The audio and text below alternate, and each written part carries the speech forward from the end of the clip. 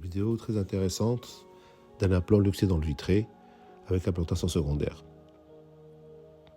Au début d'opération, les incisions sont réalisées de façon habituelle, à la différence près qu'elles sont réalisées à 12 mm, comme si je devais mettre un implant artisan éventuellement.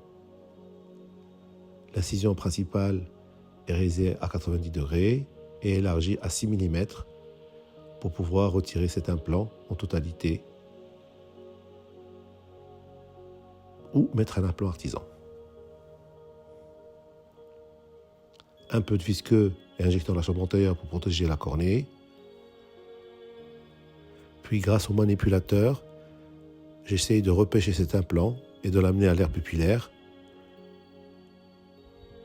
C'est un implant souple. Une fois qu'il est au niveau de l'aire pupillaire, et grâce à une pince à implant, il est retiré en totalité. La vitrectomie est réalisée par les portes de service, avec l'avantage de laisser l'incision principale presque étanche et ne pas tirer le vitré vers l'incision. Un nettoyage minutieux de l'incision à midi et aussi l'aspiration des masses à midi est importante à réaliser pour ne pas avoir des masses qui gonflent au niveau de l'aire pupillaire ou encore le vitré qui peut aller vers l'incision.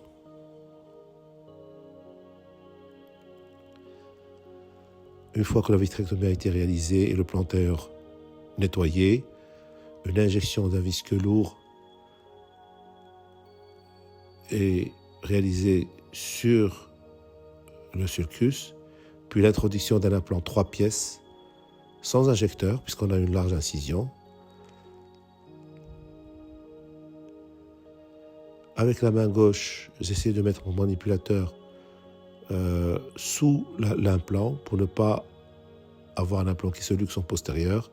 Et avec la main droite, j'essaie de placer mon implant au niveau du sulcus.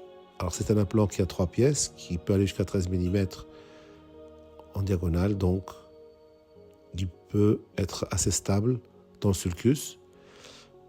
Le visqueux est enlevé cohésif lourd grâce à la seringue d'eau, un petit flash d'eau. Ce n'est pas peine de faire l'irrigation aspiration. Et l'incision est fermée soit par des points séparés. Ici, c'est un chaud ou un surgé. Ici, j'ai choisi de faire le surgé parce que c'est plus rapide. Il faut toujours équilibrer la tension des fils au niveau de l'incision pour ne pas avoir trop d'astigmatisme. Maintenant que l'étanchéité est réalisée, j'injecte de la pilocarpine pour maintenir l'implant dans le plan antérieur et une hydrosuture est réalisée en fin d'intervention avec injection d'antibiotiques. Vérification des incisions, tout était étanche.